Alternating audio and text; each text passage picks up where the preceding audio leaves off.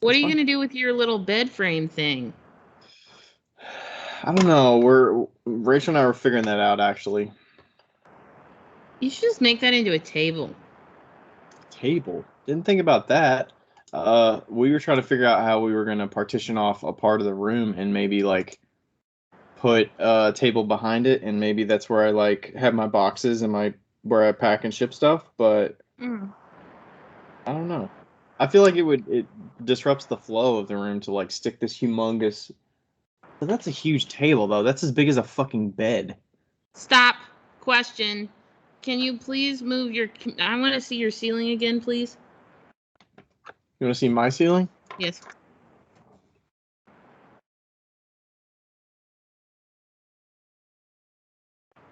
Okay. I think... This is what I think. I think... Because I've always dreamed about this, so I want this in your house. I think... Hanging it? You should hang it? You should put the table on pulleys, and you can put lights on the underside of it. And then when you need a space for shipping, you can just lower it down, and that's your shipping table. Wait, what would it be before that? It's just a table? Like an ottoman, or just like it could be. Have you ever had a huge ass table in a living room? Because it is fucking great. Like, imagine how many games we could play on that. so you're saying it would be like a basement feature? It would be like in the ceiling.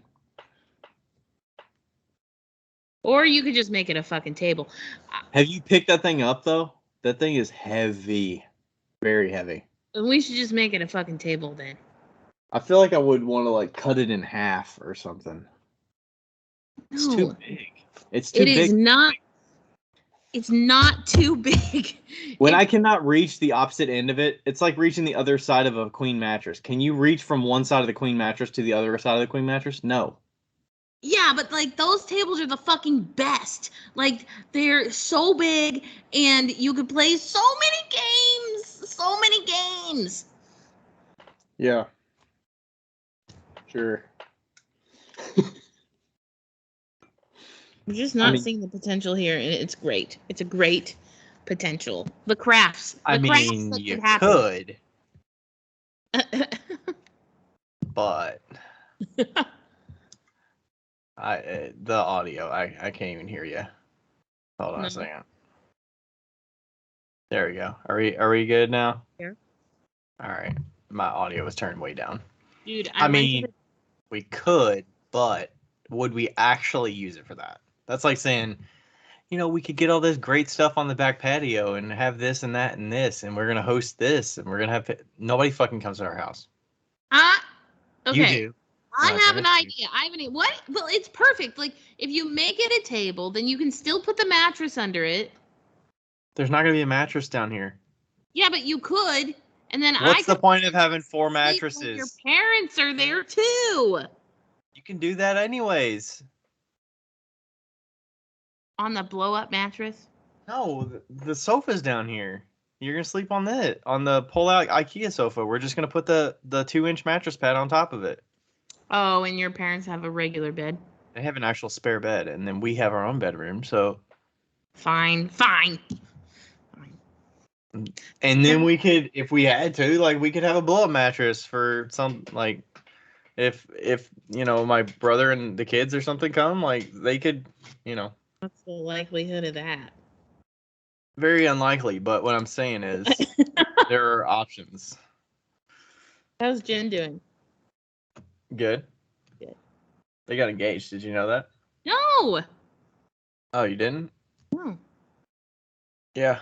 They got engaged a couple weeks ago, I think. Nice. Yeah. The wedding's set for, I think, June of next year. Nice. Sweet. They already set that before they actually got engaged because they had to, like, book it, you know? Yeah. That's great. Great. I went to the DMV today. Apparently it's called the BMV here, which makes no sense. What does that stand for, though? I have no fucking Bureau of Motor Vehicles? Oh, maybe. Yeah. Instead of Department of Motor Vehicles, it's the Bureau? What's the difference between a department and a bureau? B and D. Federal Bureau of Investigations, Department of Labor. Like, what's the difference here? So I went there and I like got an appointment. So I just like walked in, thank God. And then I get up to the thing and she was like, I need 2 forms of ID, and I couldn't use my actual ID card. So I had to have a social, a passport, or a birth certificate. Two of those. Yeah. And a dead baby. And You couldn't have like a piece of mail, or like a piece of mail is nothing, right? and 2 pieces of mail. For what? For just To getting get a your fucking driver's license. So my mom, Indiana, aren't they giving those out for fucking tractors and shit? Like, come on. I don't know, my mom had to send me my birth certificate. Wait, why didn't you have it already? Do you have your birth certificate? Yes. How old are you, Becca? I've never needed my birth certificate. I have my social security card and my passport that expired. I'm surprised you never had it. I never needed it. Okay. I hope she's sending it through something secure. Oh, she is. She's sending it through secure mail. Okay. Sweet. Yeah. So. Well, I guess I technically probably got mine like when I got married, or Oh yeah, like when you needed it, like the time that you needed it. Yeah, but that was an appropriate time to get it. Right. I haven't. When you're like 23, 25, or when you're like out of college, like I feel like that's an appropriate time to have it. Yeah, but I've never needed it. Yeah. For anything. Yeah. Not even to get my fucking driver's license in Washington. Yeah. I guess when you get like a job and stuff, you don't necessarily show your social. You just kind of give them your social. Yeah, well, and I've also always had my social and a passport, but my passport expired, so. Yeah. So anyway, that was fun. All right. So we need to pull up, or I need to pull up pot swap. No. Yep, pot swap. 2021. Oh, did you see Victoria was on board? She's gonna help out with Instagram stuff. Yeah, I saw that. She's probably not. I wouldn't say she's bored, but she's probably looking for something to do. I said on board. She's on board, not bored. I know. I was saying she's probably not bored, but she's probably looking for something to do because she's got the kid, and like they're a lot of work, but it's like, you gotta feed him, gotta sit there, watch them, walk them around,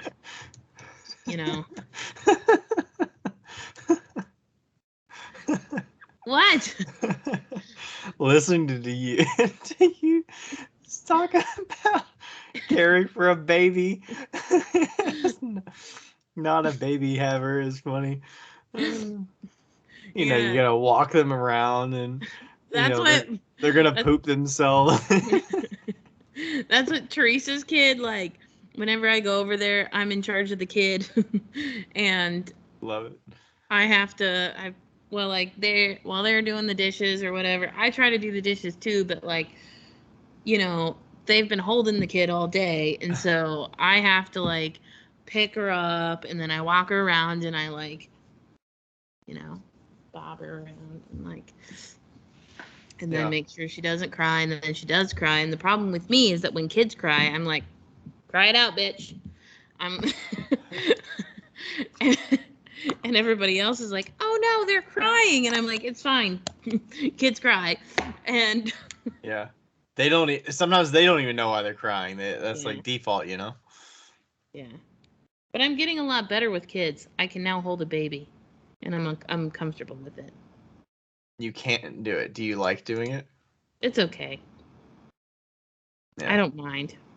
Overrated. Like, give me a kid when they actually have a personality. I'm like, all right, let's go. Yes.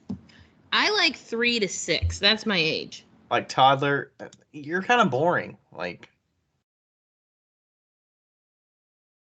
8-year-olds are from the devil.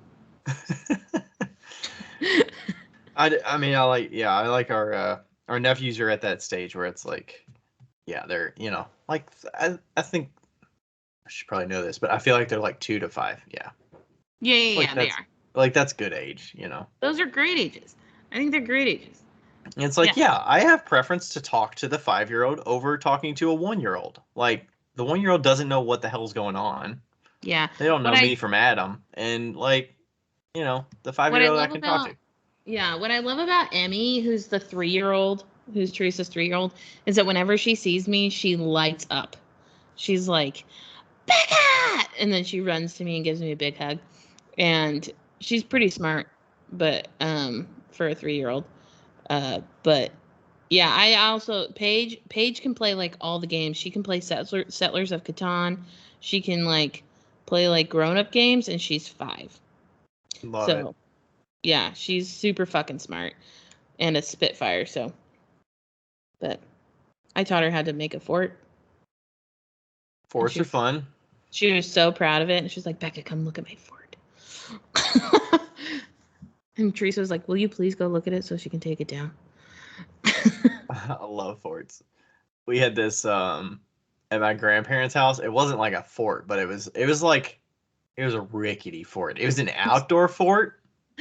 like my grandparents were hoarders, right? So they had like these concrete blocks and stuff, and then it was just like this little square pad of the patio, and they had this stuff stacked up, and then they had like tarps over it.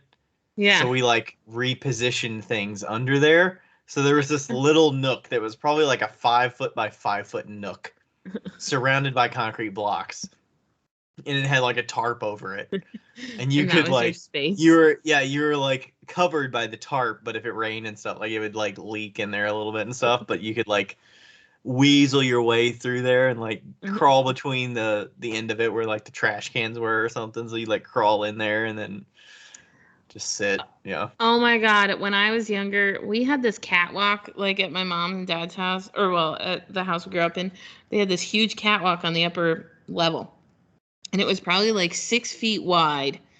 And it had railings all the way down. So we would drape blankets over the railings and like make long fort tunnels. Oh. Classic. So good. So good. So good. Love it. Love it. Words are magic.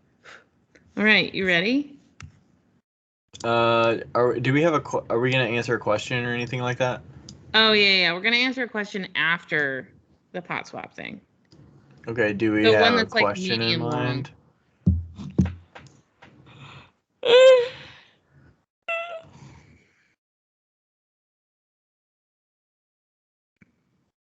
Oh, did you see this one from Keith on the short episode, the top section?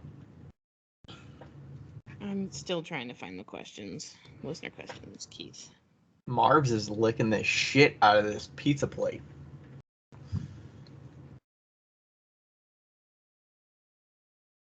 Cats are getting adjusted. I think they're good. Hi, Autumn.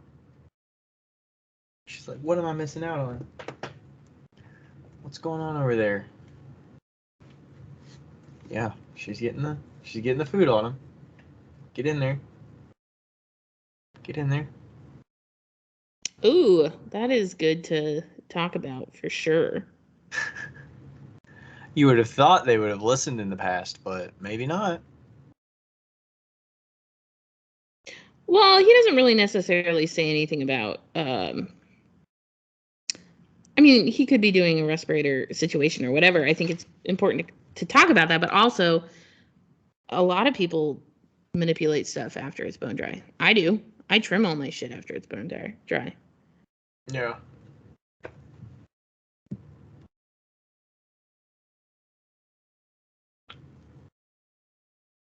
Should we do the cone 5 versus cone 6 holds and slow cools studio uses? Are we trying to do a couple things or just one or what? We have some Instagram ones that I feel like I neglect all the time. Okay. But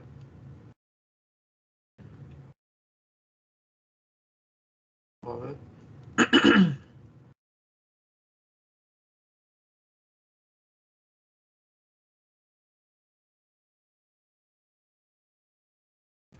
I have another one about this one's about trimming. Copy. I wonder if this will actually copy it. Paste. Yeah. Okay. I feel like we actually don't have very many questions, which is good. Yeah. Ooh, yeah. The one that I just put in there? Is that what you're yelling?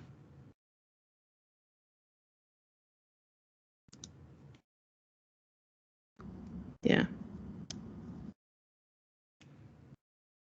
Plus, I like the little perk up at the beginning. That's good.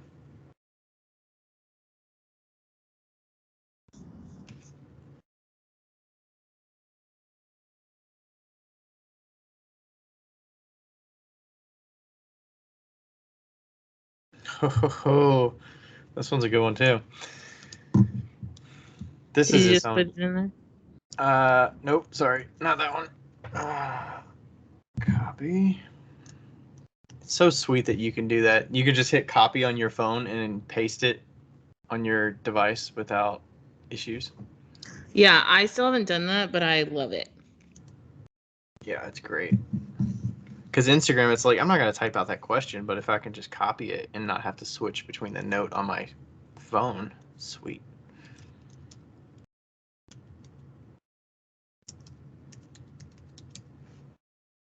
Okay. Yeah, that one's a good one too. Yeah, I think we could talk about that one for in depth for a while. Okay. Do you want to just talk about that one and then we can save the other ones? Yeah. Plus, I mean, that might be a good topic for people that are interested in pot swap too, that are don't know about vitrification and stuff. Like, that's a good. Yes, yes. Yes, yes. Oh, Jody got the questions as well. Go, Jody. Killing it. Killing it. I think that I came. love her questions. She's very in depth. Him. Oh, I thought you were talking about Jody from Mudslingers. No. Wait, that is Jody. In my defense, her name is Jody. It is, yeah. Okay, thank you. Thank you. You're welcome. That's the one you said, you've got a nice face. I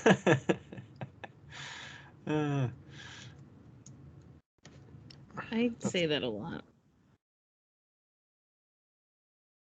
I didn't even technically read this question, but I know it was long and something that Jody was asking about.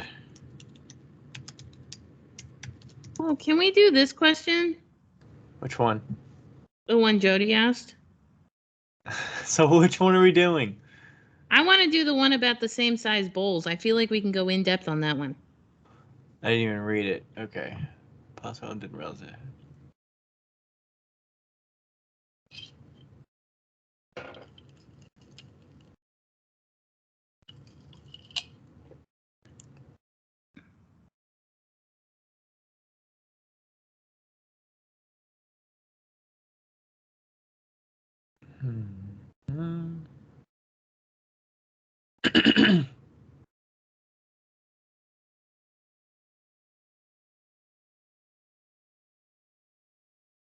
Okay. Yeah, I feel like the one above it was more technical chemistry, sort of. We could do both. It wouldn't be hard. Okay. The first one we can answer really quickly. Yeah, and then we can go into, because the other one's more like business centric, I would say. Yeah.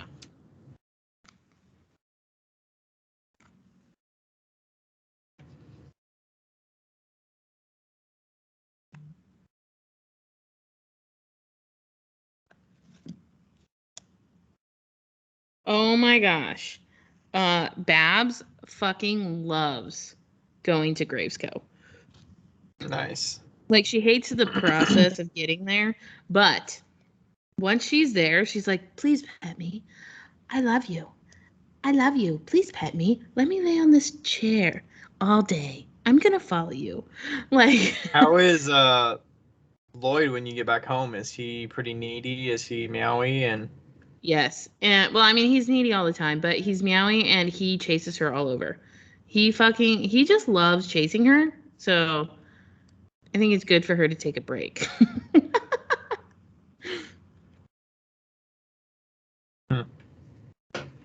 Also, somebody reached out through PotSwap that said they live in New Zealand and the USPS just stopped shipping to New Zealand.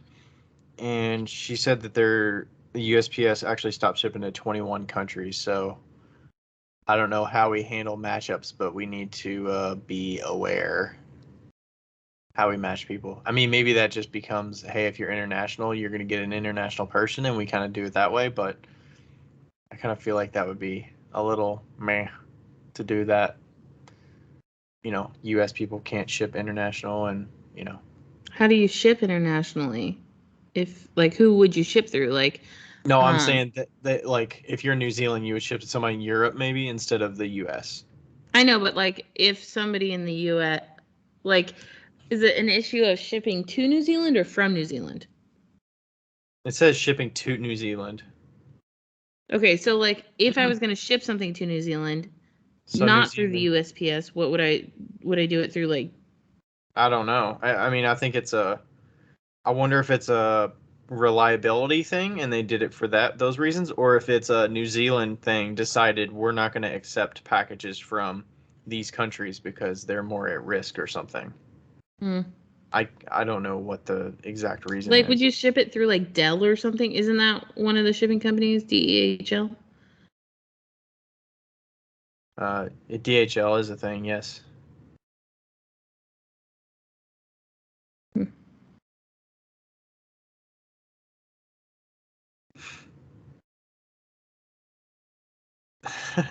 Man, I didn't realize how much fucking traction these talking about waxing is getting. And then somebody has to throw in there, please be careful. Many pottery studios have burned down because someone wasn't paying attention and the hot wax ignited. Yes, it's easy, quick, and cheap, but there are more important things than that. That's why you should always put a timer on them. And actually pay attention to what you're doing and unplug stuff. And that's why it's not something to just have in a community studio that anybody can use willy-nilly that doesn't know what they're doing.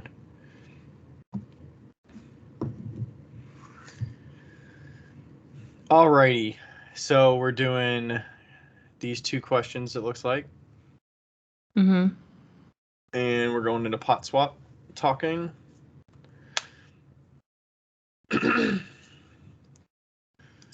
Alrighty, let's do a test. Test. 1, 2, 3. Blah, blah, blah. I wonder if the extra carpet and stuff is going to help with the sound at all. Because I'm not in a room with a bunch of wood and whatnot. Yeah.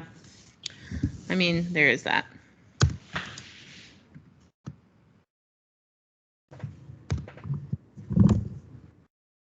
Change the setting on there too.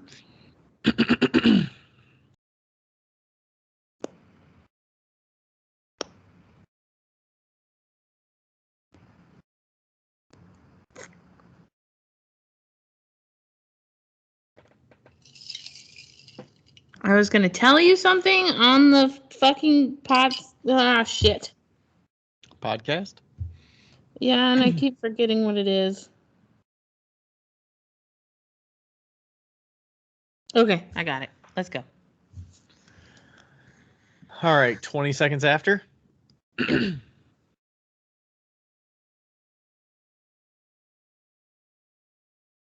think I started like a half a second early. We're good. We're good. We'll figure it out. It'll be fine. We're live. Live.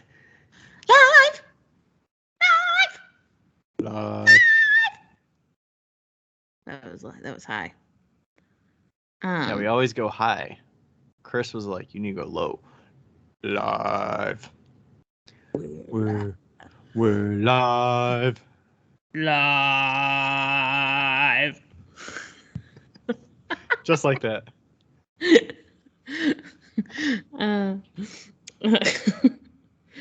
You know, they say the people that can sing the worst can also sing the best. Because they know how to control it. They know how to Yeah. adjust their vocals, I guess. Yeah, we're really great singers. I'll take that. Yeah, fuck yeah. Ryan, how you doing? Becca. I'm good. If you have not noticed, the people that are watching, which is very few, but I'm in a different space today. We slept in the new house for the first time last night. Do you have... Okay, I do have a question. Did you bring your actual bed over and then put your... Like, do you have your bed in your old house? Like, are you staging your old bed in the house? Like, what's going on with that? So, our old bed is still in the master bedroom there. The bed is there, the nightstands are there, and the big dresser is there. Okay. And then the other rooms, the two other like office and bedroom are empty. Okay. And then the main floor, there's the dining room table, there's the sofa, chair, and that's pretty much it. Like everything else is gone on the main floors and the bedrooms and stuff. Yeah. Did you... It looks great, by the way. That's really just for photos for the most part. Rachel did great with the setup. And the colors and everything like that looked great. Yeah. I understand that completely, though. Painting over colored rooms, it's like, oh. Like you understand that why it's more enticing for photos and buyers? Oh, or... for sure. Okay. But also this like sense of like, bye. Like, bye, fun colors. Yeah, I mean, I was kind of like excited to get stuff photographed to say like this is the last of what it was before we left, but it's not really the same because you paint over all the personality that the rooms had and stuff. I mean, it's fine that there's nothing in them, but you know, you paint over and it's like that's not what it was when we left it, you know? Yeah, totally. I know when I left my house, the kitchen was white, and before that, it was... I feel like it's a waste sometimes. Like, is it because people can't visualize what it's going to be or what it can be, or some colors like make the room seem bigger because they're lighter? Like, I get that. That, but also people don't have imagination, so yeah, that's a lot of it. And I don't know what percentage of people just move in and just don't paint stuff. I mean, maybe it's 50%, maybe it's more. I don't know. Yeah. Some people just don't care about it. They just care that like they have a space, the bathroom works, the whatever, you know, stuff works, and that's what they care about. Yeah. For sure. So, yeah, we're in the new house. Still got a lot of the studio to unpack and move. Well, I still got a lot of the studio at the old house that needs to be moved. So that's the big undertaking. We'll list it here in the next few days, actually. And then, yeah, I need to move a lot of studio stuff and then start the studio remodel over here. Maybe you should do like a brick walkway down to your basement, you know, or something that you could like roll a cart down or roll a wheelbarrow down or something. Maybe. I mean you could do a cement one, but...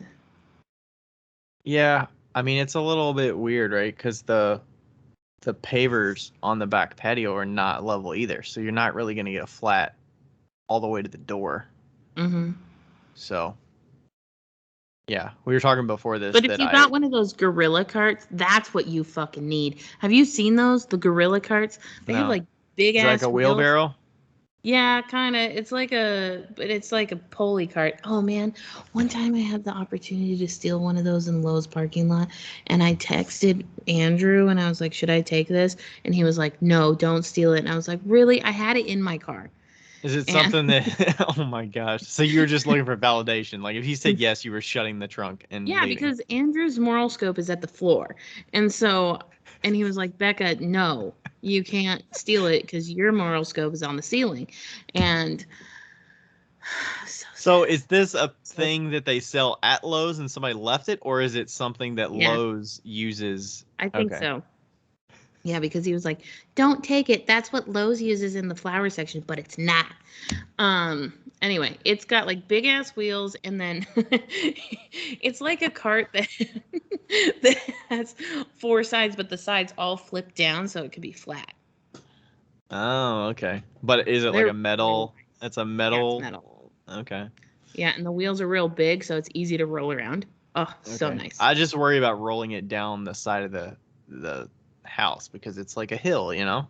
I tried to roll down fucking buckets of raw materials down my driveway on the rolling cart, the dolly with the like pumped up wheels. Yeah, Bad news bears. bad news bears, It dude. got away from me. Also, I wonder if going But the our other driveway's way. steep though. You know? I feel like, okay, could you go the other way around your house, like No, on the? it's Okay, steeper on that side. fine. And then the pavers are not flat, so like there's a bunch of square pavers that are on the back patio that are all fucked up. So I would still have to walk them across all of that. Yeah.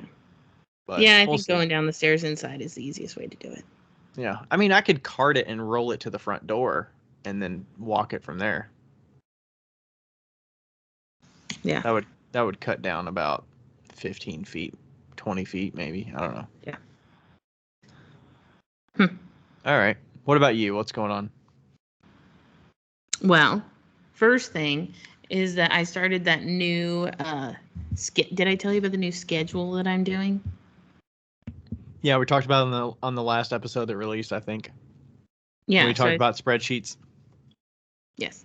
So I started a new schedule and it's going really well. Yesterday I went to the studio, my studio in the morning, or not yesterday, on Monday I went to my studio in the morning, did some work, and then went to the other studio, ate lunch.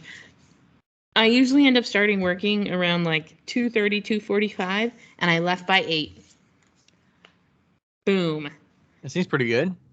Yeah. 6 like, hours? A little less than not 6 hours. I a mean, little less than 6 hours actually. you never get done in 6 hours, right? In the Right. past? Because I just fuck around all the time in the studio. So Yeah. What's your typical like 8.5, 9 hours? yeah, just because I like to shoot the shit and like Yeah. like while I'm working, like my actual work hours, like today my actual work hours were 3 hours. But I was there first 5. I did 100 I should probably track that. I did 125 wine glasses, cocktail cups, Yeah. and it literally took me 2 hours to throw them and like an hour to do the prep and everything like that. Nice. So did it feel like you were working less hours? Yeah. Okay.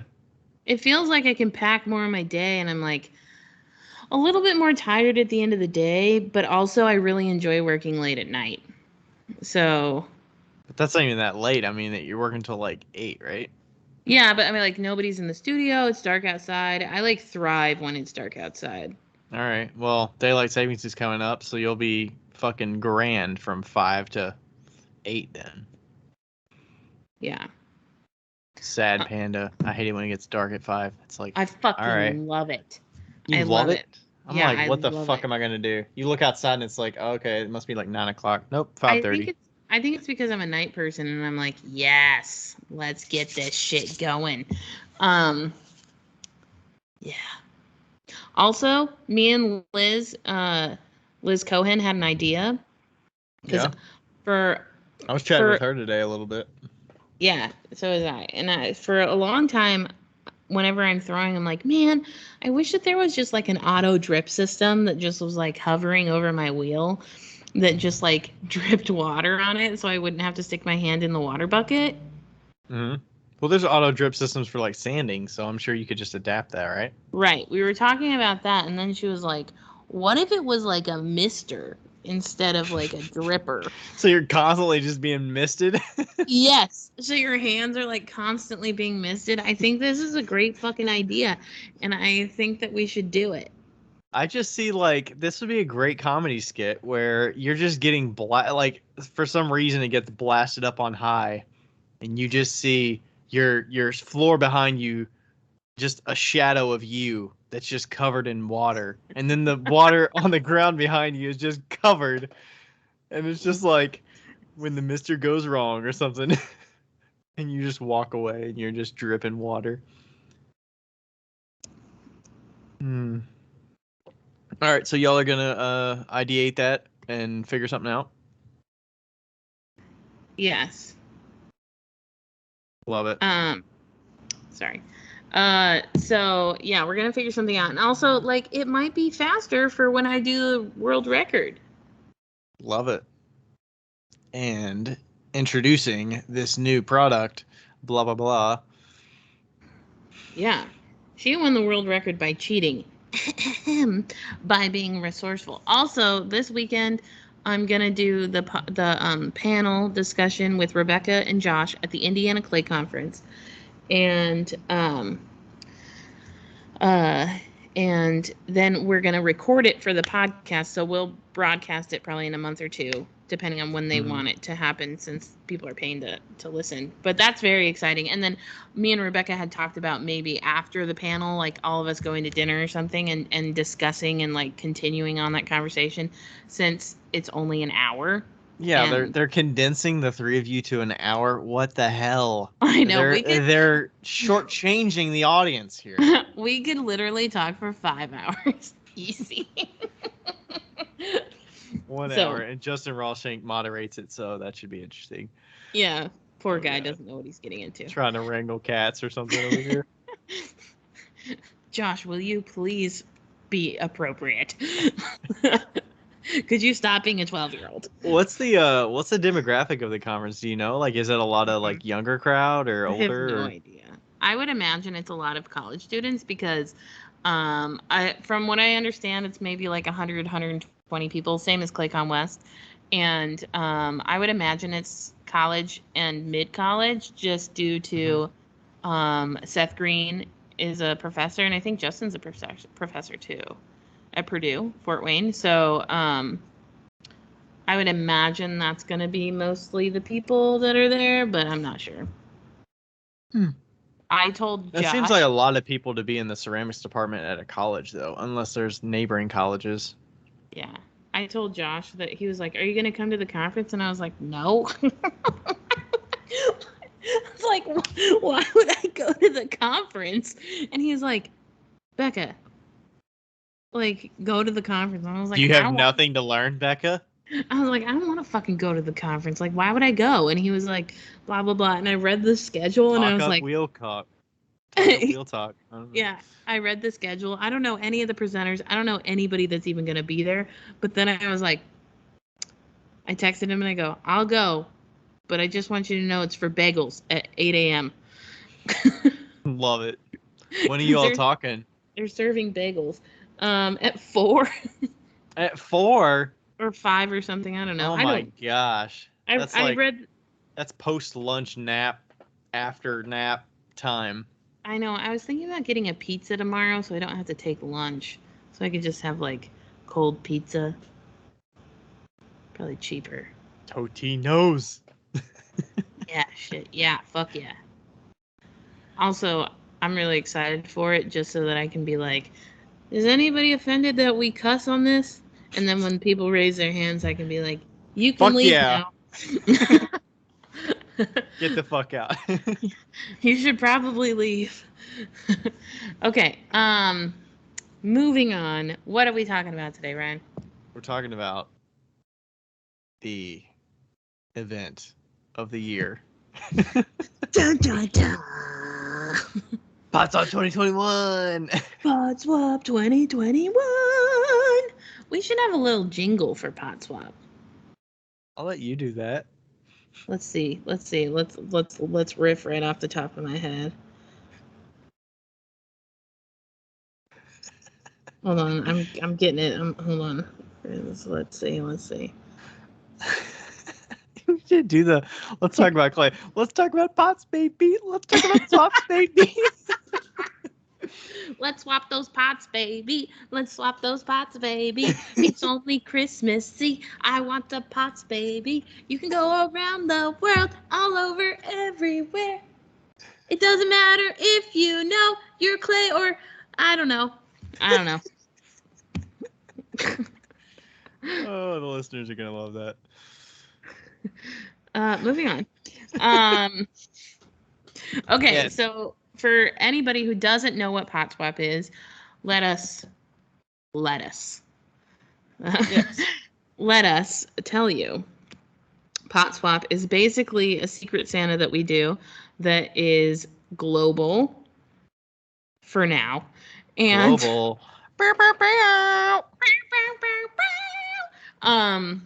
it's global and it last year we had 400 participants. This year we will have 600 participants because 800 seemed like a lot. Yeah.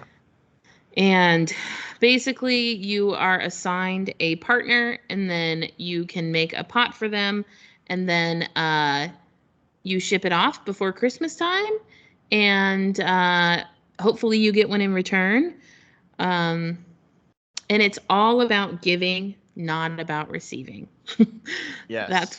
That's what we If say you're- every year. If you're in it in hopes that you get a very famous person's pot, like that might not be the right perspective to have of saying, I'm going to ship something off that is $15 value and I might get something that's worth $80 or something. Like, Yeah. that's kind of not the right perspective to go into this. It should be Yeah. about giving something that you're proud of and you want somebody to be excited about when they open it and start using it. And it doesn't matter if you are a new potter or an old potter or a experienced, not experienced. Doesn't matter if you do this for a living or you're a hobbyist or if you know. Yeah. If you're brand new, make the best thing that you can and send your story with it. And hopefully you create a connection that is forever. Like, Josh is actually our first pot swap connection. Now that I think about it. Because he complained. Yeah, I've made a number of contacts with people and some of it is like a lot of people will get excited about receiving things and they don't know what they're going to get, right? Because it's completely random. So, seeing the personality come through of them sharing, like receiving something and their excitement and just you get a dose of their personality and that pot swap brings you together and gives you that dose because maybe I'm not going to seek out some random person and start following them, but because of that interaction, then I start following them and seeing more of their personality and what they make and start a connection and So, and you said partner earlier, but you're not necessarily going to swap one-to-one with somebody. You are going to be assigned a random person and you will most likely not get something from them because we randomly sort everything. Yes. So you did get a couple options of choices. Well, really, it's really just one option, but you get to decide if you're willing to ship international or not. Yeah. And if you do ship international, you will likely get somebody that is international or possibly, if you're shipping from Cincinnati, Ohio, and I'm going international and shipping to Australia, hopefully you're not going to get something from somebody that lives in Tennessee, but maybe. But maybe because it is actually random. Yeah. And last year we had little notes and people were like, please make mine out of the country. And those people absolutely get somebody out of the country. Just because what a lot of people don't realize is when you do ship out of the country, that price is going to be high. So if you are hurting for money, do not choose international shipping because international shipping usually is about $50 to $60 at least. It depends on where you're shipping it, how heavy the pot is. I mean, you should probably have experience with shipping international or have good shipping experience, period. I would not want to be a noob potter that has not shipped a lot of pots and you ship it international because you run the risk of packing inefficiently. It weighs more, you pay more, and then it could potentially break in transit or, shit happens. So But the benefit to shipping internationally, since you know that it's going to be a high-priced shipping situation, is like the first year that I shipped I think I always ship internationally. Yeah, I think you shipped to the UK maybe before. I shipped to UK first and then Canada next. And when I did it the first time, I like went around Monroe and got like all things that were made in Monroe and like stuffed the package like so full. And like put newspaper, like put comics, you know, from the United States, and like you can make it super personable. And well, and I would recommend that regardless, you know, like I think don't just put a pot in a business card and ship it. Like put yeah, something like else in there. make it fun, you know, make it fun. Like, didn't remember somebody put like candy, like so much candy. They like put their candy was the stuffing. You remember that? Yeah, Last I year? think it might have been last year. It might have been a woman that I'm friends with that's in Canada, I think. I think she's a customer of mine, actually. Yeah. It was, and I was like, that's so brilliant. Like, whoever got that got like so much candy. But yeah, like if you're in Canada, like you have candy that we don't have in the United States, like use that to your advantage to like, you know, send. It's like when Lindy sent me my my clay cutter. She sent all of the treats from Europe and I'm still eating them. Yeah. But yeah, like use this to your advantage to share a little bit about your life and a little bit about your culture, where you're from, even if you're from Washington and you're shipping to New York, you know. Yeah. Or like do something from your hometown, you know. Give a little touch in there, and then, you know, include things for people to find you. So like we're all doing this through Instagram. So, you know, share your Instagram account. People want to share what they're getting.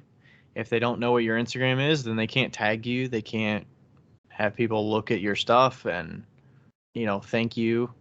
If you don't put your Instagram, they can't thank you unless they reach out to your email somehow, or, you know, if they don't know how to contact you, they can't thank you and they can't share all the good things. So, but yeah, that's kind of the essential overview of Pot Swap. We actually started this back in 2018. Just the two of us. I don't know. I mean, do you remember what came, like why we started it or what initially started it? Do you remember?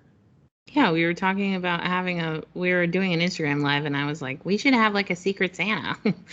Yeah. and then we just did it, and like the first, I think we had 100 or 115 people the first year. Yeah, we had 115 people, and remember we did everything by hand. Yeah, we accepted invitations or entries by DMing messaging us. Yeah. So I don't know that we had a date or anything in mind. Did we have a date in mind, or did we say we're doing this? DM us if you want to be part of it. Yeah.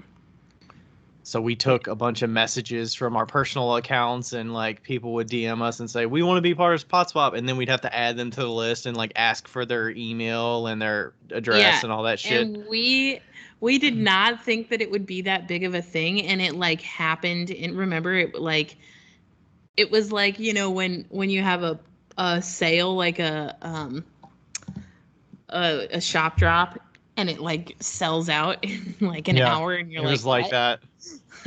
Well, yeah, because it's free to enter, and then they're like, oh, I can just give something and I'm gonna get something back that's completely random. Yeah. Like, hell yeah, I'll do that. Oh yeah.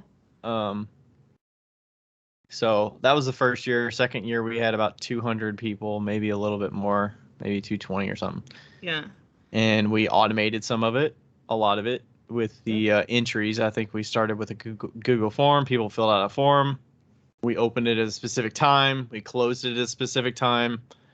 And then we did the whole like matching people up and emailing people, and it was less work. And then you come up to new challenges where, you know, things happen. Some people can't deliver. Some people forget. They have issues with their making cycle, and you got to field those questions. And, you know, we were the middleman a lot of those times early on to relay concerns. And if people didn't get their stuff, you'd have to be the middleman to like, hey, this person didn't get their thing. Can I check in with the sender? Because we were keeping it all secret of who got who. And it was, you know. Yeah. It was a lot of work. We have since learned. that we were only 2 people and we need help. So I Yeah. don't know if last year was the first year that we started getting help. Yeah, Was it it was. last year? Okay. So 2019 we had 400 people. So 115, 200, 400. And now we have a team of probably 8 people, maybe 9 people, including us. And yeah, we delegate a lot of different things. So, we have a personal Instagram account for it. It's Pot Swap Official on Instagram. So Yeah, look that up if you're not following that. and also, just so you do know, there might be other pot swaps happening. We don't know for sure, but We don't own the trademark on Pot Swap, so yeah, we don't own the trademark on pot swaps, but we are the only ones with the Pot Swap official Instagram account. So keep that in mind. If you see one, that's not Pot Swap official, it's not us. So yeah. Yeah. And then and our team, like, they all do it volunteer. We're like the Mormon church.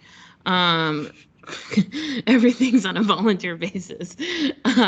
But they're fucking awesome. And they take over the Instagram and they handle mostly the Instagram side of contacting and stuff like that. We do most of the internal stuff still.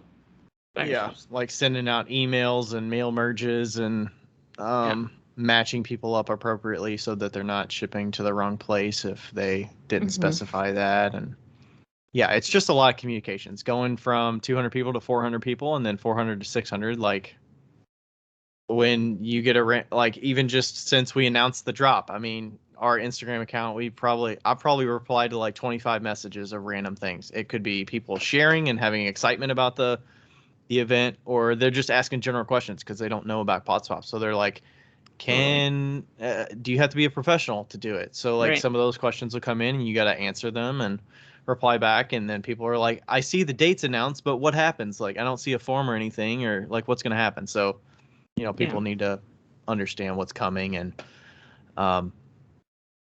so very grateful to have the team involved.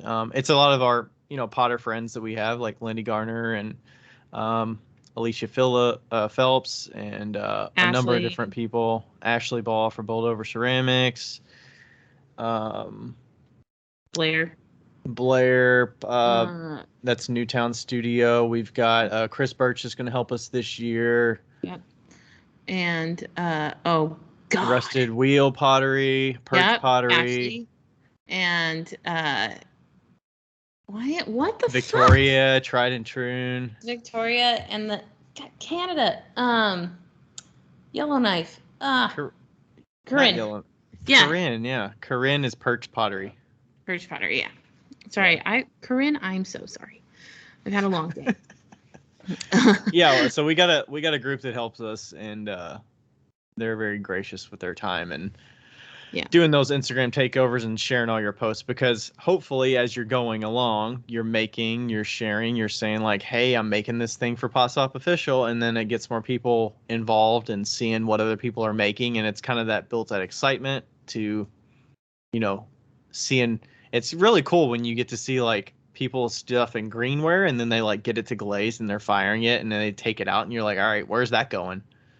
And and you may have already seen it if you're following and people have been resharing. So definitely share the tag the Pot Swap Official account, and then that'll be reshared as you make stuff and as you receive stuff and open packages. And it's a good way to just see what's going on. Okay, full disclosure, me and Ryan have been dreading this, but just because it's a lot of work. But at the end of the day, I fucking love it because I love sending gifts, and I don't do Christmas, or I'm not like a holiday person. So, like last year, I sent so much shit. I think I sent like 5 different pieces or whatever, because I can. I'm like, I'm allowed to do that, And so if you get a package from me, it's going to be fucking loaded. And if I get my fucking kiln hooked up. Anyway, but yeah, I use the opportunity to really give as much as I can. And it's been really rewarding every single year. So Yeah. And you said it in the past, like it's all about trying to like brighten that person's day. If you have yeah, an ability to like brighten somebody's day, of surprise them and like get them excited about something yeah, they received, and like you're already building the anticipation just from the sharing and like people seeing all that stuff, but when you actually get something that you don't know what's going to be inside, it's like really exciting, and you can, yeah, end their year on a good note. I feel like it was pretty good last year. yeah. People receiving that kind of stuff at the end of the year. Yeah. With that being said, it should be noted that if you are international, there's a likely chance that you will not get it by Christmas time. Um, and like we've had some issues with shipping internationally. We do the best we can to make sure you have the right tariff code and everything like that, have the information for shipping, but it can be difficult. So keep that in mind. But we actually, we in the past, if things haven't happened, well, like, right, we have a fund set up just in case. So we Yeah, want everybody that to be. because some people, if they get something and then they got to pay the customs on it, then that's like a hurdle for them, and they're like, I Yeah. can't receive this because I can't pay $30 in customs right now or Yeah. something like So that. So we ask that you not take advantage of that, but we are fully aware that that is something that does happen. So if that is the case, please reach out to us because we have money specifically for that. That we don't mind putting out. yeah, So also, I'm gonna mention this, but this year, if you want, we you did don't this last have year. to. Yeah, if you want, you don't have to. It does cost us money to use the emailing service. And last year we just asked people on Instagram if they wanted to donate via PayPal, like $1 to $2 or just even $1. That would be great. We don't want $20. We don't want $10. We just, if like Yeah, there's yeah, 600 people in this. If a few of you are willing to donate $1 to participate or it, whatever, it yeah, it goes to pay for the service that we have, and then any of those issues that come up, or if somebody, if something happens, yeah. And we don't use the money, but well, we might go to dinner. But Rachel's driving. Anyway, but I'm kidding.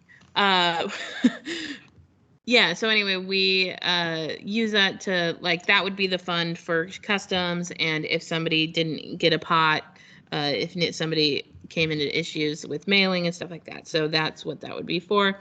Um, I think Yeah, any we've sent out pots to people, and used that to help us pay for shipping when we had to ship out extra stuff to people that didn't receive something because the person fell through or they couldn't deliver on it, and you don't want to be switching people around last minute. So yeah, we've sent pots in the past to to make sure people got something just in case. So yeah, we care.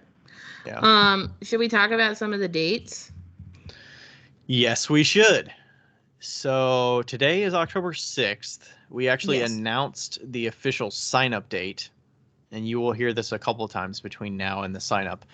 But we announced it a few days ago. The signups start on October 17th, which is a Sunday, at 12 p.m. Eastern Daylight Time.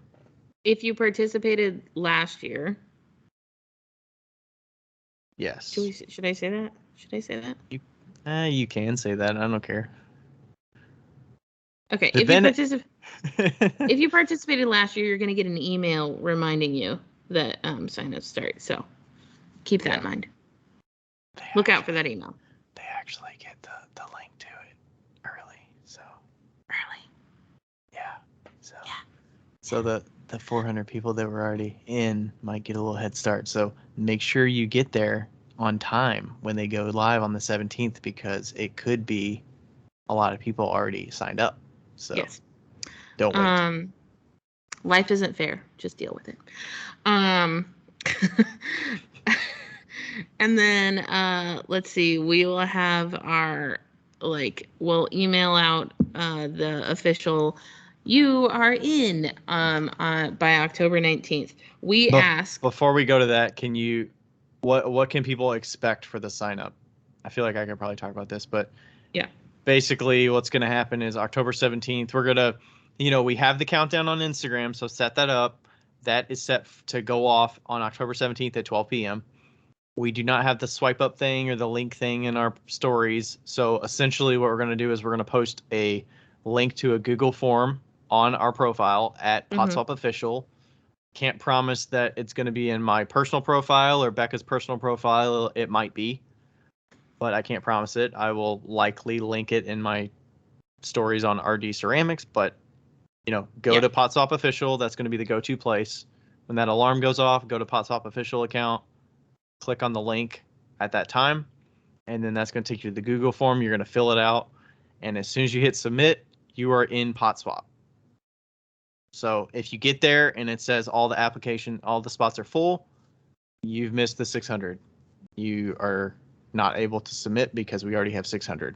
So yeah, there should be a confirmation code, right? That yeah, once you submit, it'll say, thank you for joining us. Please wait for an official email coming out in the coming days or something like that. But basically, if you're able to submit the form, you're in. So yeah, and please, please, please, please, please, please, please, we beg of you, don't be an idiot. What does that mean?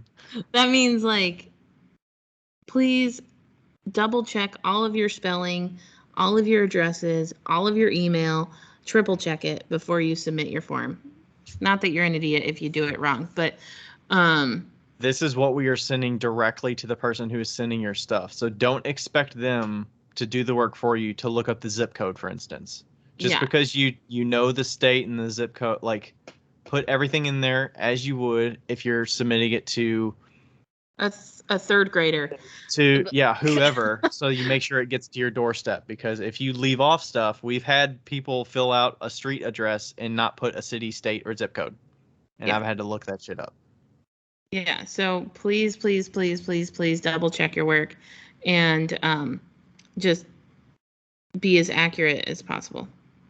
Because imagine 600 people, if we get 20 people that make mistakes, we have to clean up those 20 people. And it could be more than that. As we grow bigger and bigger, more of those situations come up. So the more you can take care of that before it gets to us, realize that there's only a few of us on the other end of that are receiving it. So please be careful.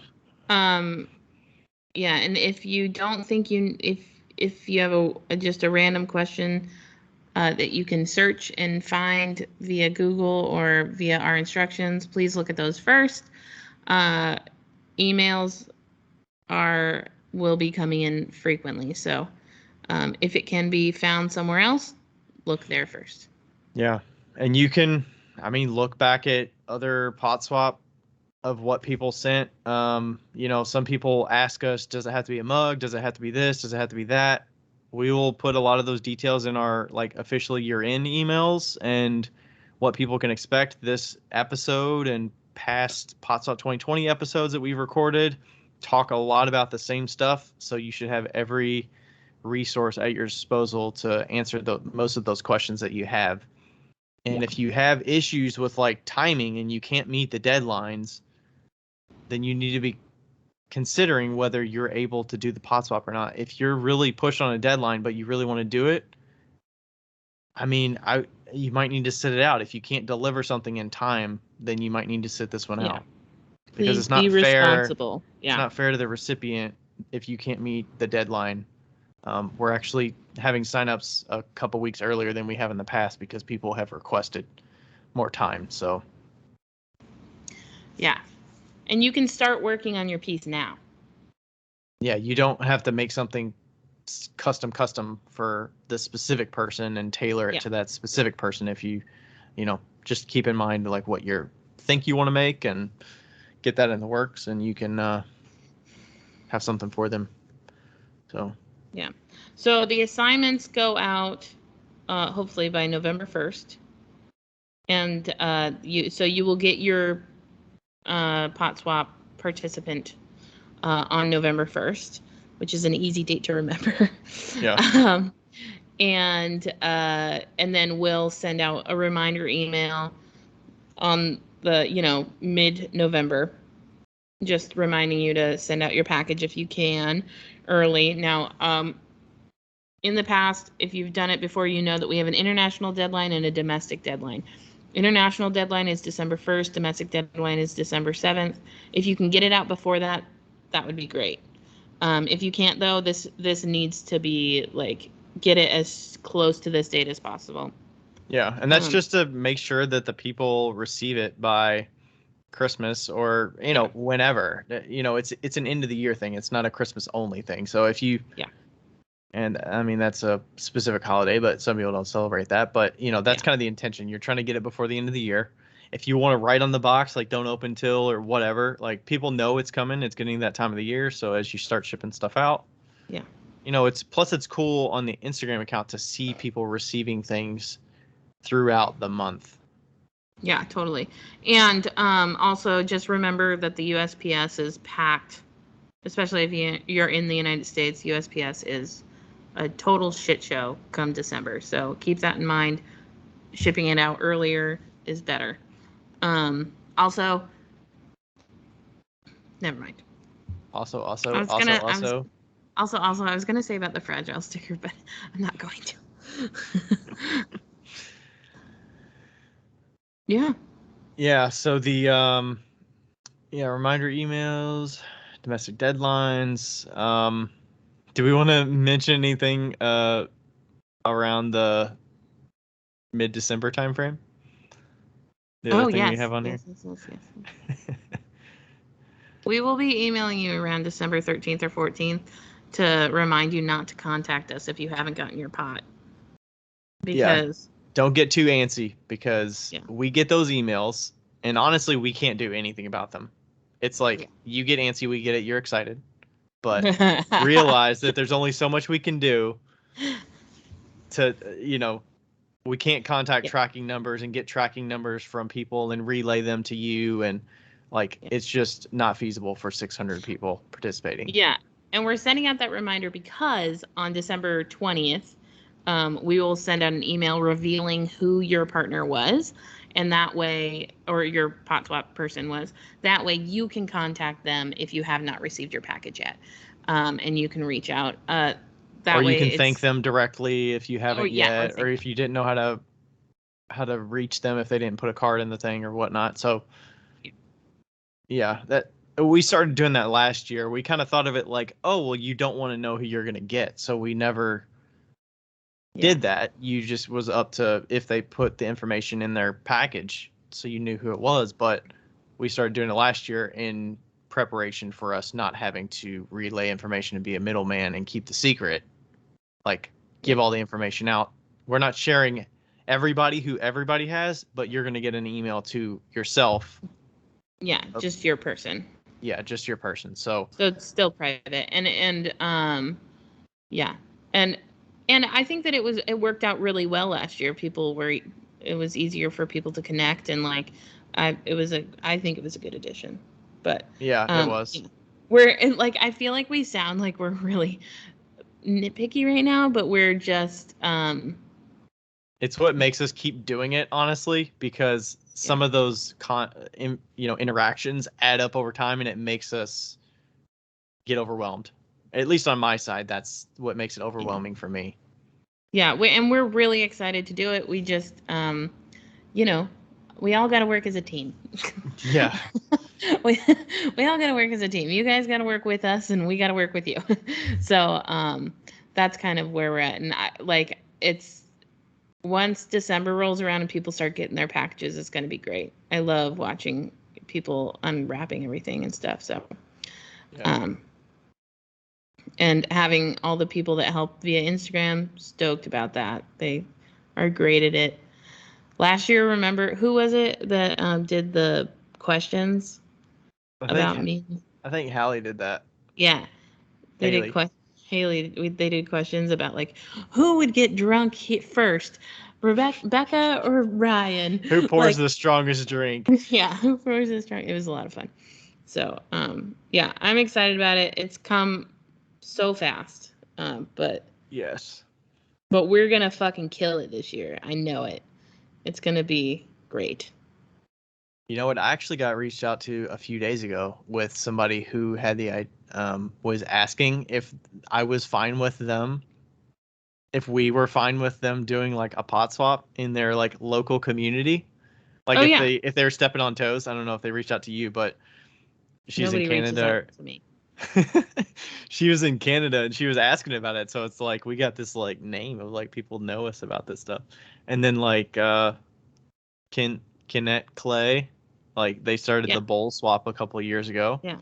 And yeah, please do reach out to us if you want to do one locally, because we will. We can give you some advice. And Yeah, and like we don't mind that at all. We just prefer you be open about it and not block us on Instagram.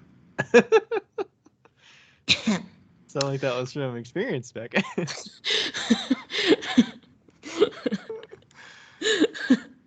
Oh, yeah. So we encourage it. It's fun.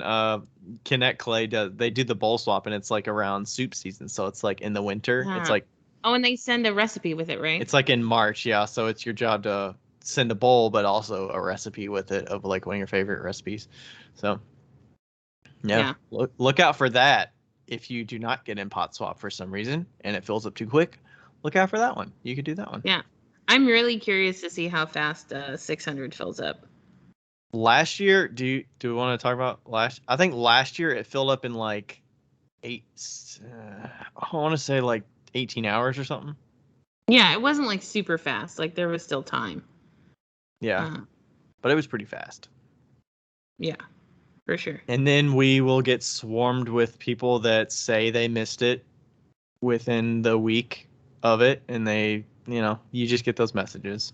So mark your calendar now. Put a reminder on your calendar now. Sign up start October 17th, 12 p.m. Eastern time. Okay?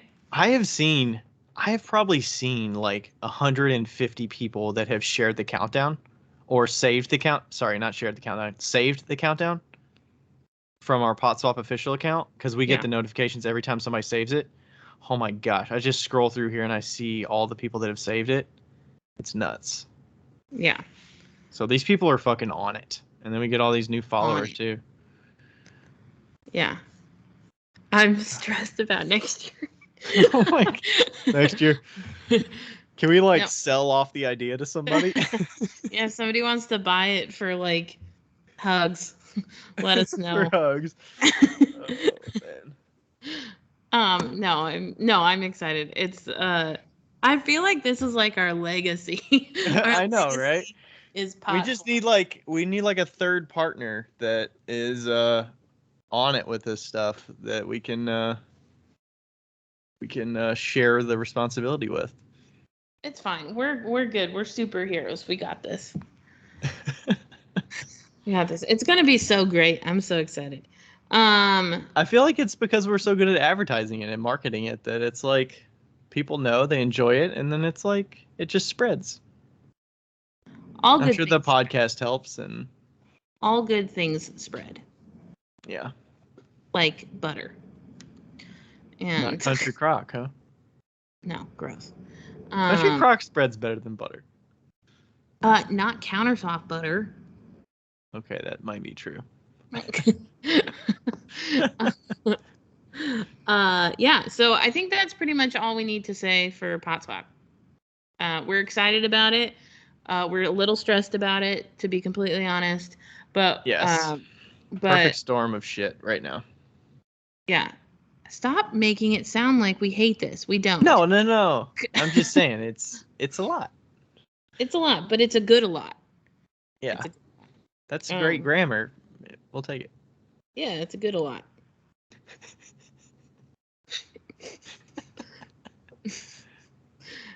All the people at work already want to do it, so. Sweet. A lot of them do. So I'm excited about that. Are we going to answer questions, or we are already at 50 minutes? Yeah, we're gonna answer questions. Okay. What? Alright, We want to hit 2 y'all get hours, in. right? Oh, I thought we were doing a short one with the pot swap and then. I thought we were doing pot swap at the beginning and then questions at the end. I know, but I thought that whole thing was going to be 45 minutes. Oh, well, then let's just do one of the questions. Okay.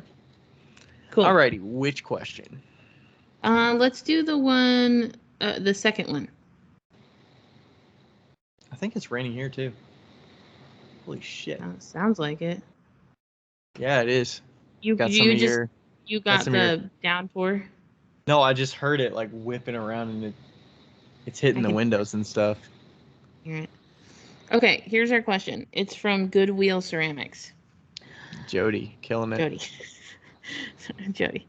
Hey guys, I have a question for the podcast that I didn't realize I had until now. I think about this all the time, so I'm wondering what y'all think about consistent sizes for certain pots. Like, should I stick with 1 or 2 sizes for bowls, mugs, etc.? Or is it okay to make small batches where they may be 30 of something and maybe I'll never make those again, or maybe I will? For example, I think I want customers to be able to buy pasta bowls knowing that they will be available in the same shape and size to the ones they bought a year ago. People don't want 8 different size pasta bowls in their kitchen. I'm also thinking about this from the perspective of trying to create a wholesale line of pots and maybe even supplying the dishes for a restaurant someday. Some businesses ask for my wholesale list and I'm like, I can make whatever size bowl, mug, etc. that you want. Haha. I wonder if I've never said haha aloud from a text. That was great. Haha. I wonder if Becca has insight into this from Gravesco. For example, how do they think about what size and shape the cocktail cup is, and would the shape change all of a sudden in the next batch? Question mark. Jody. That was a lot. A lot in there. It was good though. Good grammar. Yeah. On it. On it. All right. I'll start with like mugs. Like for mugs, I love just making. I make 2 sizes of mugs basically. I mean, I make a 1 pound mug, which is probably 85% of the mugs that I make, and then like a 16 ounce. I mean they hold different amounts though. I mean, some of them I belly. In their 1 pound, and some of them I don't belly in their 1 pound, and they might hold 14 ounces for a bellied one and 10 to 12 ounces for the non-bellied one. Yeah.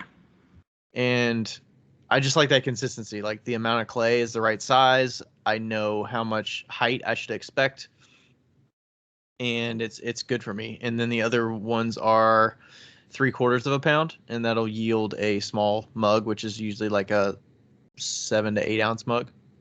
So it's like a smaller one. And it's just good to have a couple different sizes, but that's the majority of my mug. I just think making only a specific pound in weight is just, it makes it pretty consistent across the board that like my handles are going to be the same amount of size when I like get the ball of clay for making the handles, and like the size of the mug is going to be about the same. It's just easier to mix and match of like, okay, I need some mugs in this glaze color or this glaze color, and I always have about the same size mugs. Yeah. Like all together. So I like that. Same for like bowls. I make like a couple different bowls, like pasta bowl, 1.5 pounds, and then like cereal bowl, 1.5 pounds. One of them's narrower and taller, and one of them's wider and shallower. Yeah. But it's the same amount of clay. Right. So what about you? I know your personal stuff has been shifting a little bit, but what do you think about different sizes? Or maybe Gravesco, you can think about it as well. I have a lot to say. Is that okay? Lot. Go for it. Okay. So I definitely think that so there's a couple reasons why I think that it's great to narrow down your production line and to have specific sizes for bowls, mugs, etc., plates, everything like that. The main one is not actually about your customers, it's more about you. And that is that it's a hell of a lot more efficient to keep your sizes and shapes consistent, and that way, like, you're not, oh, how did I make this again? How did I make this shape again? It's like you're like, oh, this is the shape I need.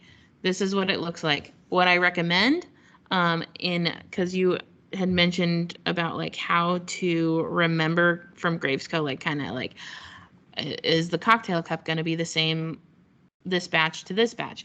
Well, they are, and the reason is because the first time I ever made those cocktail cups, I recorded the weight, I recorded the size of the rim, I recorded the height, and then I recorded the weight of the clay and the height and the width, and then I recorded a picture of what it looked like, and then you can also take a picture of when you trim it, what that looks like, and that all goes in Trello or in your notes app if you want to do it in your notes app.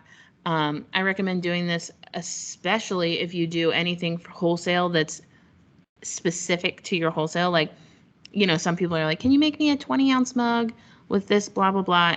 Make sure you're taking pictures of the first one that you make, because that's going to end the height, width, and weight, because that's going to be really important for the future, especially if you ever have to make an extra one or anything like that.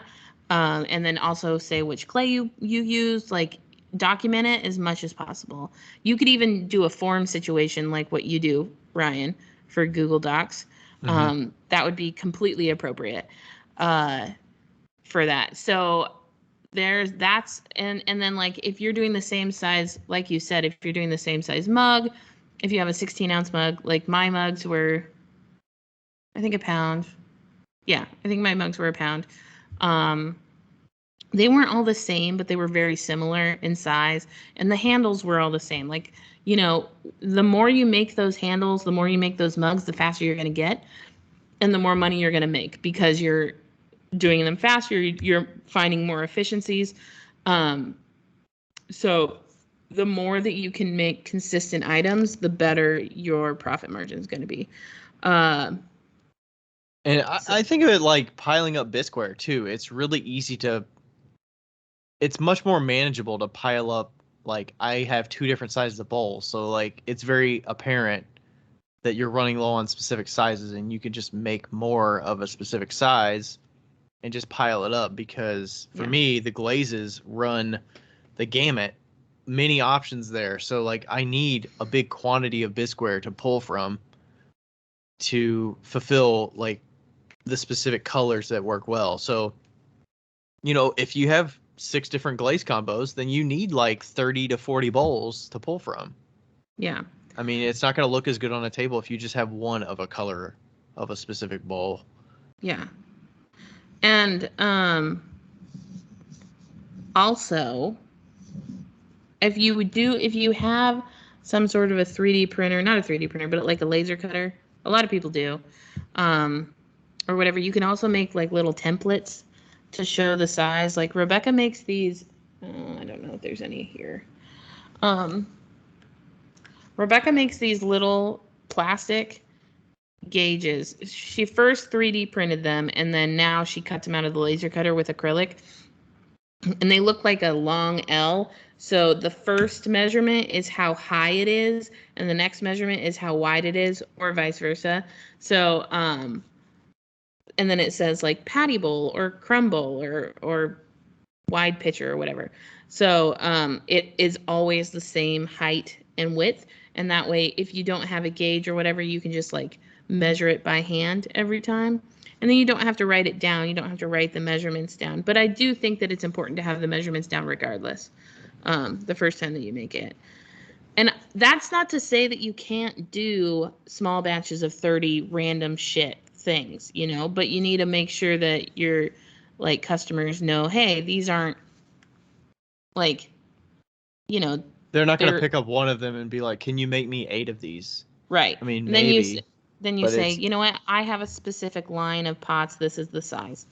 And for a wholesale, it's a really easy way to do a line sheet,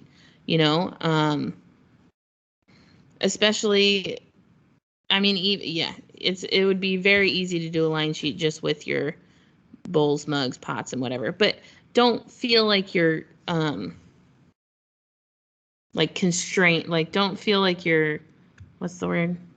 Restrained by the wholesale list. Like if a wholesaler says, hey, can you do this? And it's like 500 pots, be like, yes, I can. Maybe if it's in your wheelhouse and you want to do it. Yeah. Yeah. So, yeah, don't, but it is helpful. And, you know, when you do your wholesale list, do them all in white or do them all in one color so that they see the shape, not just the color. And then you can do a color sample in the bottom and stuff like that. So that's what I would probably recommend. I'm the same way with my bowls too. My bowls were the same weight, but they were different shapes. Yeah. But they that just makes it easier because I just have I have 2 buckets of 1.5 pounds of clay, and I can make all bowls with that. I can make all oil bottles with that. I can make a bucket of bowls. I can make a bucket of oil bottles. I can make mugs that are 1.5 pounds that are like large steins. Yeah, I do use more clay for that. So it's really important. It's like really smart, especially if you have a pug mill or if you are weighing out your clay. It's really smart to have certain weights, like 14 ounces, 1.5 pounds, 8 ounces. Those were my like 3 specific weights, you know? And I didn't really need any more than that. So try to keep your weights at like a small quantity, you know, like what he's saying. Like,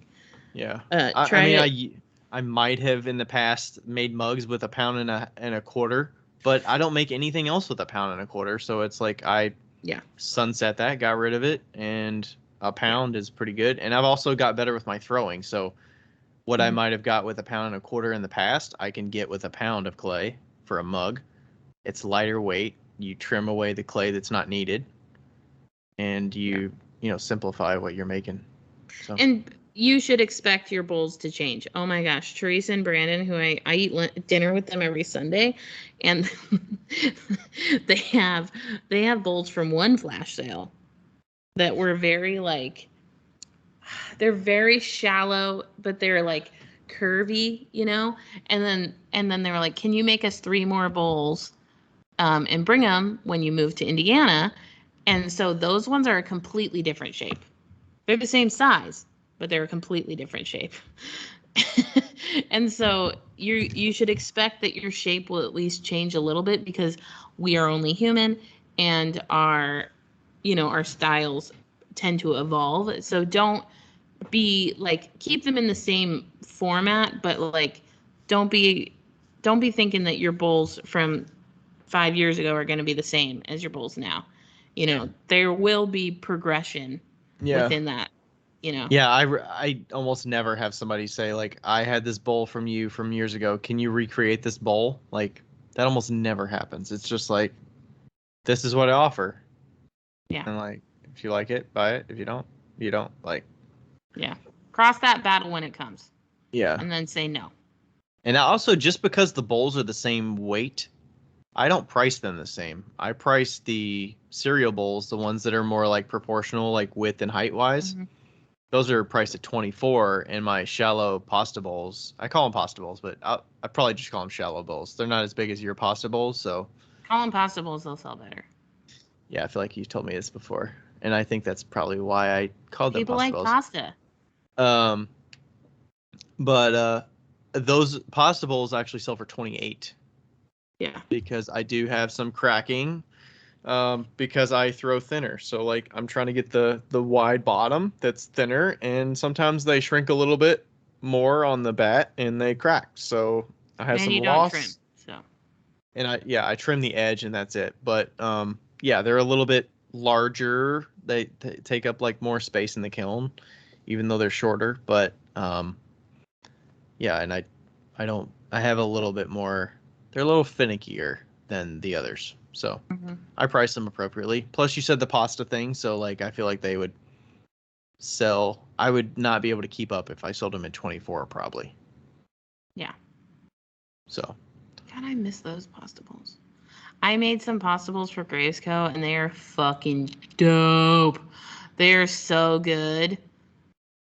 And you mentioned the gauge thing earlier. I feel like that's good to highlight that. I think that's personally better than using a ruler because it's a set there's no room for human error. There's less room for human error there when you're using a physical device that is a specific size that is not like eyeballing it, and you're not looking at a real, like, did I put it at this end, or, you know. And I mean, you could even, if you could even make your own gauges too. Like if you went to the dollar store and got a plastic ruler, you could, you know, probably X-Acto it out, or cut something, or like, you know, shape it out so that it's got the markers on it. And I mean, like $1 for, you know, a tool that's going to save you so much time in the future, totally worth it. Like, I'm sure you could find something at the dollar store, even if you did it out of wood, or like a doily, or not a doily, dowel rod, yeah, or something. You just have to make sure that you know the difference between the height and the width, you know. So yeah, I like one instance that I use the top of a 1-inch brush to measure the diameter of my oil bottle opening if I need to. At this point, I've made so many that I can eyeball it. But that's consistent. It's one inch. I'm not gonna be sanding down or grinding down the edge of the rule of the brush. So it's like, it's standard. It's always the same. So yeah, but definitely take a picture of it. Always take a picture of it. And then once you've finished firing it, record what the finished weight is to, or the finished height and width is to. That'll help you with your shrinkage as well, to figure out what your shrinkage is. With the cocktail cups, I'm curious, do you have anybody else that makes those? I'm the only one that makes them. Okay. I was curious with the dimple, because I could see the dimple being different and being like, oh, that person made those because the dimple is a certain way. Well, and if you make them, it looks a certain way, you know? I've taught them all how to do the dimples. Okay. Like, so like me and the Rebecca, height of it and where it hits the apex or doesn't, or yeah, I mean, like, well, I haven't like taught them, but like we try to make them all pretty consistent. But yeah, I don't know if anybody could make I don't know. Like, I'm sure Sarah could make them. She struggles with throw lines. She's getting a lot better, but that's it's, you know, what's interesting is that both of the production potters that we have right now have struggled with throw lines. They're way better now, but when they came in, they'd always done everything with a rib, and like that was their natural state. And I've never done anything with ribs, so like anything that's supposed to be ribbed, I'm like, please don't give that to me. And anything that plus when you're throwing really thin like you do, and with not a ton of water, like ribbing something like that is a risk. Yeah, and so, but I'm positive Sarah could do the wine glasses, but she would probably throw one of them across the room. Yeah. Plus you throw with like just the right amount of clay, so having somebody throw with the same amount of clay that you do and get to that end result might be tough, right? I could probably, I weighed out the clay today, and I was doing, because I did about 120 of the wine glasses, and I felt like it was too much this time for some reason. I think my scale was a little bit off, but yeah, I mean, I you know, I look at those. I've done so many wine glasses in the last 4 weeks. I've done over 1,500 wine glasses. So just is that the one you have the order for 5,000 or something? It was 1,000. 1,000, okay. Yeah, it was 1,000. And just like looking at them now, I could probably throw them with my eyes closed and get them to the right height every time. But I still use a gauge, but and I still measure them every time. But yeah, is it ever just hard to comprehend like how many you make of something that it's like, these are gonna sell? Like, I make 50 of these, like these are gonna sell quick. Yeah, it's not crazy. Yeah, it's like, I don't even know 50 people that would want one of these, and then you just get like it shows you don't know what's gonna happen. And then you, like, I had a repeat customer that come to my show over the weekend, and she bought four mugs. She's already bought like 8 pieces from me or something, and you know, she came with her daughter, and her daughter bought a couple things, or maybe it was the other way around. Maybe her daughter bought the mugs for a gift or something. But and I just saw her at another show like 3 weeks ago, and she bought 3 or 4 things. So it's like but they're buying it for gifts and, Yeah, like it's crazy. It's crazy. Like especially with the wine glasses specifically. When I made my wine glasses are different than the cocktail cups that I make for Rebecca. They're very similar, but mine are taller. Hers are shorter and smaller. Mhm. So, but like one time this lady bought 8 wine glasses. Like she bought 4 of them out of my seconds bin at a show, and then she contacted me and wanted 8 more. Like Whoa. That's a lot. That's You 12 to know? one person, and you're like, Yeah. like if you sit down and make 50, that's a big dent out of your 50 that you That's a made. huge dent on your 50. Yeah, I know. And that is a totally interesting observation. And that's not That even that uncommon though. You could have easily got somebody, you could have had 4 people that bought 2 a piece, and that would have been just the same Right. as. Like I used to go home after a show at Leavenworth and feel like I didn't sell anything and make 50 mugs and I'd still be behind, you know? Yeah. Like 50 mugs at $20 a piece, which was what I was probably selling them for, is $1,000.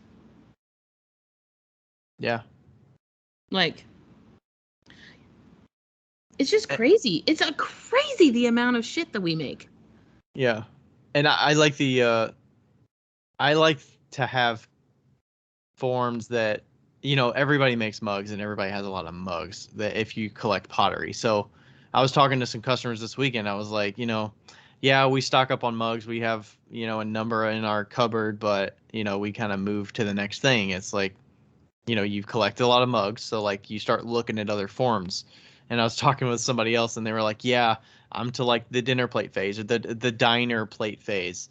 And then I was kind of talking to her about like, I'm kind of to the stage where like I don't really like making plates, if I'm honest with you. So I'm like, yeah, you got to kind of pick and choose like who you go to that has plates, because she was saying there's not a lot of people, and I was like, yeah, I mean they're kind of a bitch. So They are. um, Yeah, no, for sure. Like I'm definitely in the diner plate phase, like the little plate phase. Like I've got all of them. I mhm. got the bowls, I got the mugs, I got the cups, I got the large plates, Yeah. and I have I think I have 6 small plates, but I'd even take some more. So that's where those like niche items are really catch people, because if everybody's making mugs, I mean, yeah, your mugs can be really good and they're going to be for the right people that are like, I really need a good mug, or they broke, somebody breaks their mug and they're looking for to replace that. So they get a one that you have that's really nice and the handle's really good and they really like it. And then you'll get people that are like, I've got so many mugs, I need, to get rid of some. So it's nice to have Yeah. like the oil bottles that people can get. Like, oh, I can put some soap in Yeah. that. Like maybe they don't Yeah. have something for that. Or the yarn bowl. Like, oh, I know somebody that knits or whatever. Or that it's very niche thing, but it can work for the right people. So Yeah. so figure out those items that aren't the everyday thing that might be good business for you that maybe other people don't make a lot of. I have something to say about the question. Sure. As I'm looking at this cup that I made, this cup that I made for Rebecca, and I made them for Gravesco, but it uh the first set I made them fine. The second set, completely different shape, and it was a fucking struggle. Okay? It was like I made 12 of them first, and then I made 50. You were asked to change the shape, or No. I just could not make the shape again. And the third time I had to make 100 of them, and we had talked about the shape, and like she was like, "Do you like this shape?" Like I like the straight up. What happened was hold on. I want to go grab one. Uh what happened was it like ovaled out. Okay? So this shape is straight up and down. So it's like it curves a little bit at the bottom, but it's straight up and down, and it's got a thumb indent, and it's like the size of a beer cup. Probably like 16 ounces. The other ones bellied out in the middle, and they probably held 20 ounces. and um, and they were bigger, so like smaller hands couldn't hold them as well. And I was so fucking frustrated. And I was like, Rebecca, I can't throw these.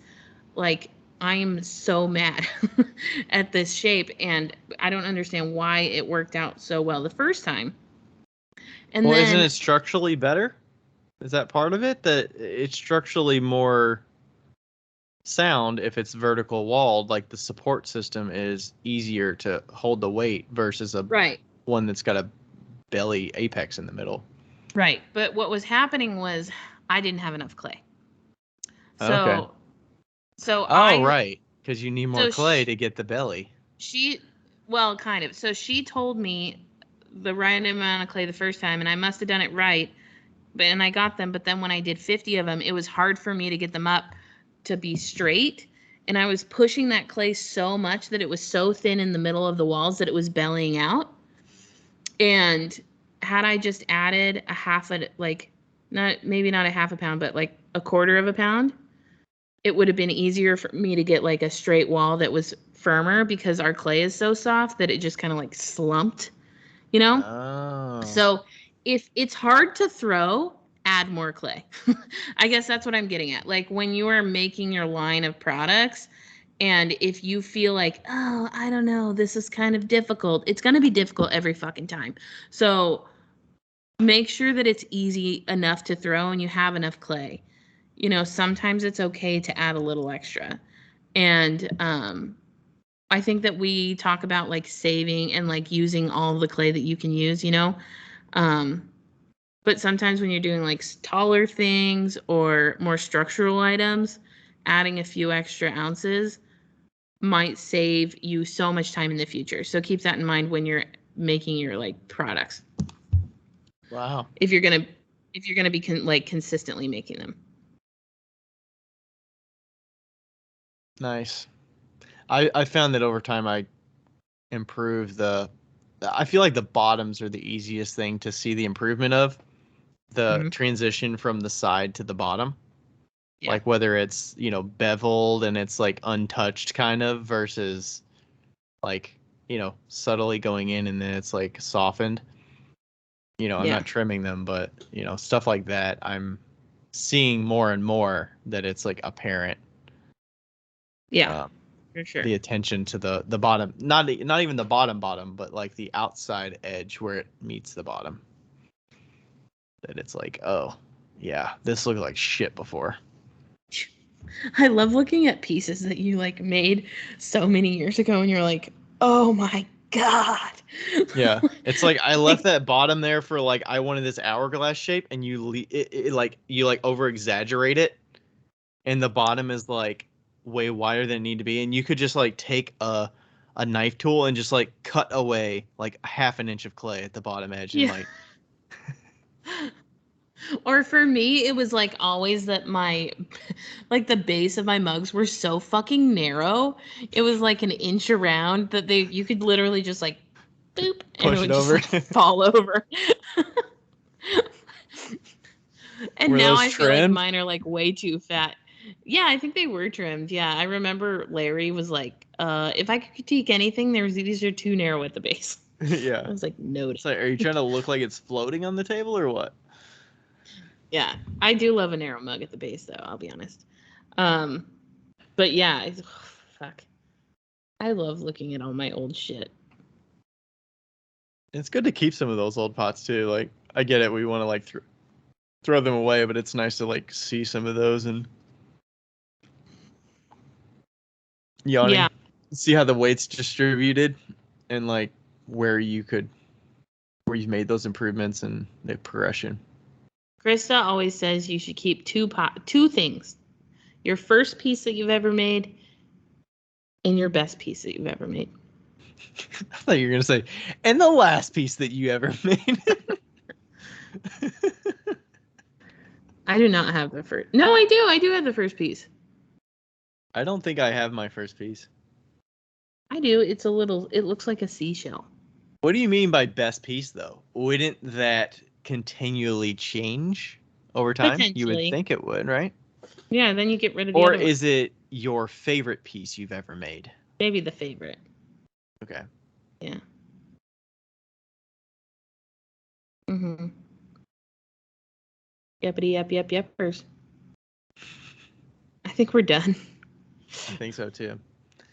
All right, Pot Swap 2021 coming at you. Sign up.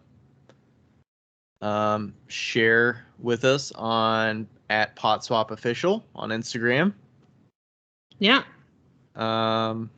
If you want to donate to We're gonna PotSwap, have the link in the first email, the acceptance. We'll but put it that'll in probably there. be the only one, the only email. So Yeah, we're not gonna push it. yeah. Oh, and we have a Patreon. Yes. Yeah. That's it. All right. It's 12. It's midnight. Let's It go is. to bed. I'm tired. That's why I'm tired. Me Man, too. I'm fucking tired. This moving shit sucks. Wham wham. Somebody call the ambulance. You know, you could just get that breakfast bagel and just drive to Cincinnati and just like. And then drive back at 4. Oh, okay, sorry. I didn't know you meant same day. All right, never mind. I could come on Saturday. Me and Bear were talking about how he was like, we should go visit them when they've got everything in their house. And I was like, yeah, but not to move. And he's like, I can't move boxes. My shoulder's fucked up. And I was like, I can't either. I can't lift anything. And he's like, no, you're weak. Yeah. My parents will be here. We're gonna hook up the kiln on Saturday. Actually, I think. Nice. Should be good. So. Alrighty. Thanks everybody for listening. We will see you next time. Yeah. Sounds good. All right. Bye. Bye. Stop. Why did it just stop right there?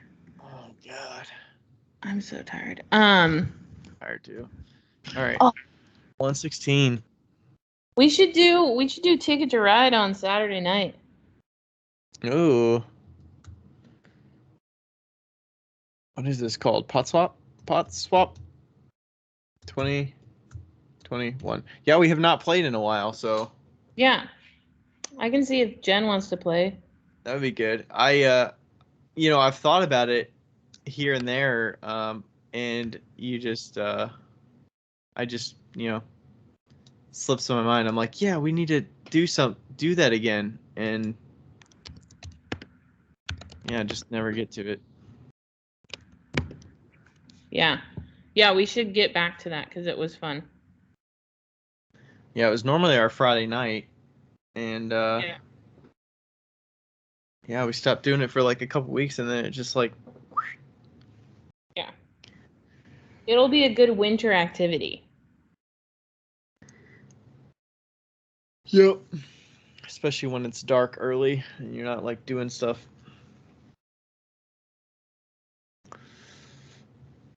Yeah, we'll see how the kiln stuff goes on Saturday. That'll be. You gotta run the wiring and stuff, and we'll see how that's gonna route. But I think we'll figure it out. Yeah. So I was gonna